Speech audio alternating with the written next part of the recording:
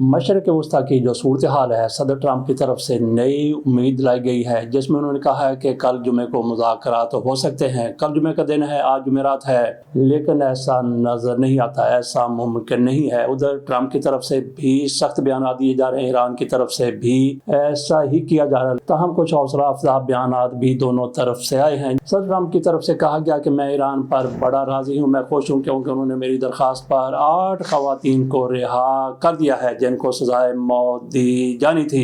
उधर ईरानी क़यादत की तरफ से भी हौसला अफजा बयान आ रहे हैं। उनकी तरफ से कहा जा रहा है कि अब ये लगता है कि ट्रंप साहब मुज़ाकरात के लिए तैयार हो गए हैं और वो आबनाए हरमज़ की नाकाबंदी ख़त्म करने पर भी तैयार नजर आते हैं। बहरहाल ट्रंप की तरफ से ये कहना है कि कल मुज़ाकरात होंगे, अमली तौर पर ऐसा मुमकिन नजर नहीं आता। आज जुमेरात आता है, कल जुम्मा है, कल कैसे मुज़ाकरात हो सकते हैं। ताहम ये भी अपनी जगह पर एक हकीकत है कि ईरान की क़यादत की तरफ से अमेरिका पर और अमेरिका की क़यादत की तरफ से ख़ुसूसी तौर पर ट्रंप की तरफ से ईरान पर इल्ज़ामात लगाए जा रहे हैं, एक दूसरे को धमकियाँ दी जा रही हैं, जबकि हमारे यहाँ ज़्यादा ही उछल कूद जारी है। वो एक दूसरे को धमकियाँ दे रहे हैं, कभी नरम बयान देते हैं, कभी सख्त बयान देते हैं। लेकिन यहाँ पे हमारे यहाँ वज़ीर आज़म शहबाज शरीफ साहब और उनके साथ इसहाक डार साहब जो डिप्टी वज़ीर आज़म भी है, और दोनों को कहा जाता है कि ये फार्म 47 के हुक्मरान है। बहरहाल ये हमें पता है कि कौन से फार्म के ये हुक्मरान है। दुनिया पर इनकी थोड़ी सी धाक बैठी है कि इन्होंने अमेरिका को मुज़ाकरात पर राजी कर लिया ईरान के साथ,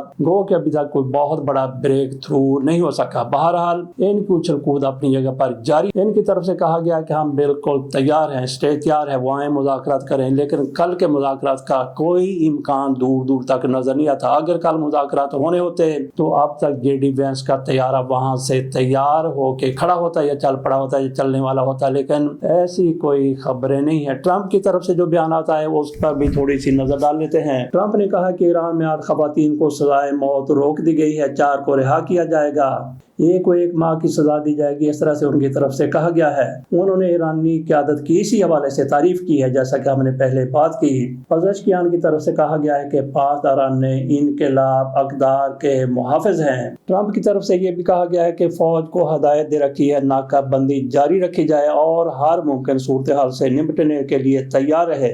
ईरान की हुकूमत अंदरूनी तौर पर शदीद तकसीम का शिकार है जो गैर मुतवक्को नहीं है। उधर ईरान की तरफ से एक कार्रवाई सामने आई है जिसके मुताबिक बड़ी कार्रवाई के दौरान इसराइल के 2 जहाज़ों को पकड़ लिया गया है, जबकि एक किसी और मुल्क का जहाज भी है उसको भी कब्जे में ले लिया गया है।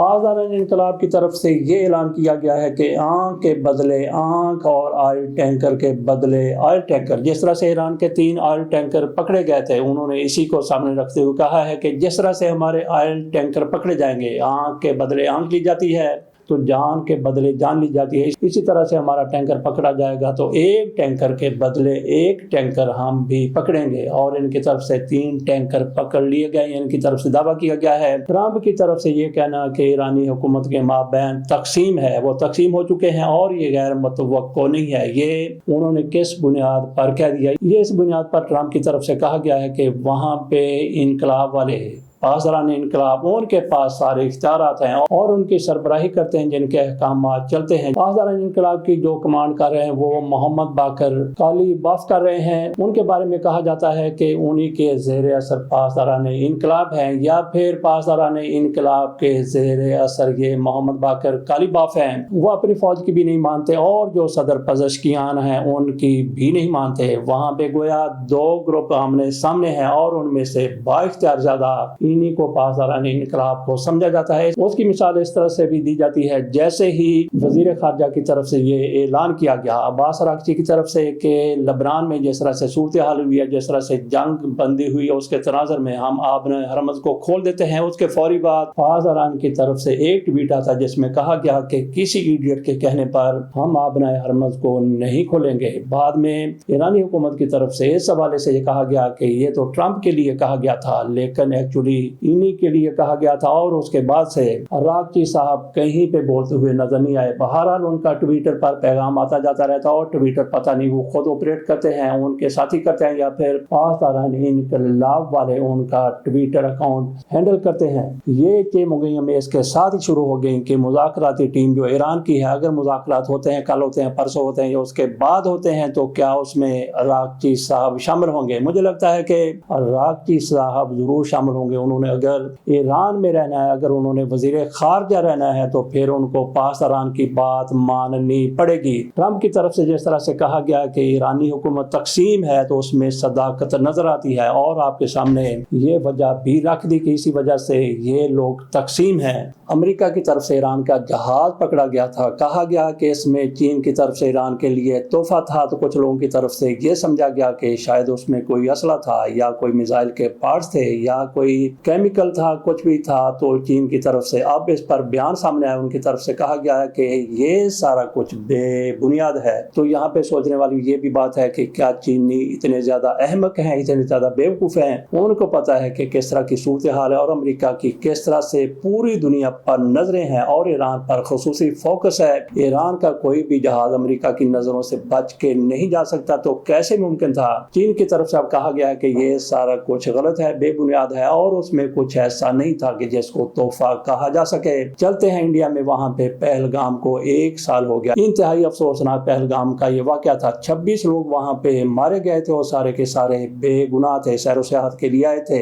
بھارت کی طرف سے فوری طور پر پاکستان پر الزام لگا دیا گیا، اور پھر اسی کو آگے بڑھاتے ہوئے پاکستان پر حملہ بھی کر دیا گیا، لیکن ابھی تک وہاں پہ کسی کو گرفتار کر کے کوئی سزا نہیں سنائی گئی۔ پاکستان پر الزام لگاتے رہے، اور وہاں پہ ایک مرتبہ پھر کوحرام مچا ہوا ہے، جس طرح سے وہاں کا میڈیا چیخ رہا ہے، چنگھاڑ رہا ہے، اور وہاں کے سیاستدان اپوزیشن والے وہ سارے کے سارے مودی کے گلے پڑے ہوئے کہ بتاؤ کہ یہ کس نے یہ سارا کچھ کیا تھا۔ پاکستان پر جھوٹے الزامات لگا کے صرف اور صرف انتخابات میں آپ نے کامیابی حاصل کرنے کی کوشش کی تھی۔ وہاں پہ اسی حوالے سے کوحرام مچا ہوا ہے۔ چلتے ہیں اگلی خبر کی طرف۔ یہ ہے خیبر پختونخوا اسمبلی کا اجلاس جو وہاں کے اسٹیڈیم میں ہوا ہے۔ اسٹیڈیم میں پہلی مرتبہ خیبر پختونخوا اسمبلی کا اجلاس ہوا۔ پاکستان کی جو کابینہ ہے اس کا ایک اجلاس بحیرہ عرب میں بھی ہو چکا ہے، سمندر میں ہو چکا ہے۔ یوسف رضا گیلانی صاحب وزیر اعظم ہوا کرتے تھے، تو ان دنوں میں ایک اجلاس سمندر میں جا کے کیا گیا تھا، اور حال دنوں کی بات ہے، بلکہ 2-4 دن ہی ہوئے ہیں۔ اسی ہفتے کی بات ہے کہ مریم نواز شریف صاحبہ نے بھی اپنے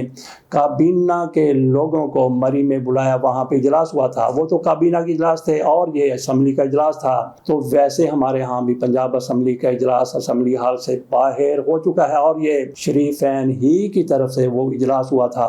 وہاں پہ اجلاس ہوا تو ان کا جو میڈیا ہے، کچھ لوگ اس کو لفافہ میڈیا کہتے ہیں، اور کچھ لوگ اس کو شریفوں کا میڈیا کہتے ہیں۔ اس کی طرف سے کہا گیا کہ اپوزیشن نے اس کا بائیکاٹ کیا۔ بالکل بھی بائیکاٹ نہیں کیا، اپوزیشن حکومت کے ساتھ کھڑی ہوئی تھی، بلکہ جو قرارداد حکومت کی طرف سے پیش کی گئی اپوزیشن نے بھی ان کی حمایت کی۔ ساری قراردادوں کی تو حمایت نہیں کی، جس طرح سے عمران خان کی رہائی کے حوالے سے قرارداد ہے اس کی تو مخالفت کی گئی اپوزیشن کی طرف سے، لیکن جس طرح سے خیبر پختونخوا کے حقوق کی بات ہے، ان کے پیسے مرکز کے پاس پھنسے ہوئے اس حوالے سے انہوں نے قرارداد کی حمایت کی۔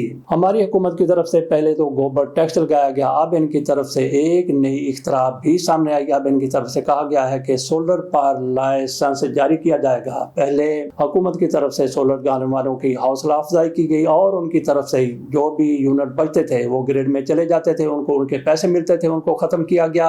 اب ان کی طرف سے لائسنس جاری کرنے کا اعلان کر دیا گیا ہے۔ یہ وہ لوگ ہیں سولر والے جو آپ کے گریڈ کو بجلی فراہم کرتے ہیں، جس طرح سے لوڈ شیڈنگ دن میں تقریباً ختم ہو گئی تھی، ان کی طرف سے پھر سے ایسے اقدامات کیے گئے، سولر والوں کی حوصلہ شکنی کی گئی، تو پھر سے لوڈ شیڈنگ میں اضافہ ہو گیا۔ اب یہ لائسنس لگائیں گے تو یہ کیا بجلی کی کمی کو پورا کرنے کی کوشش کریں گے، یا پھر بجلی کے حوالے سے بحران کرنے کے لیے یہ ان کی ساری پالیسیاں ہیں؟ وہ کہ ان کا یہ ارادہ تو نہیں ہوگا، لیکن اس کا نتیجہ یہی ہو سکتا ہے کہ پاکستان میں بجلی کی لوڈ شیڈنگ میں اضافہ ہو جائے، اور یہ سارا کچھ ان کی ارسطوانہ ذہنیت کی وجہ سے ہی ہوگا۔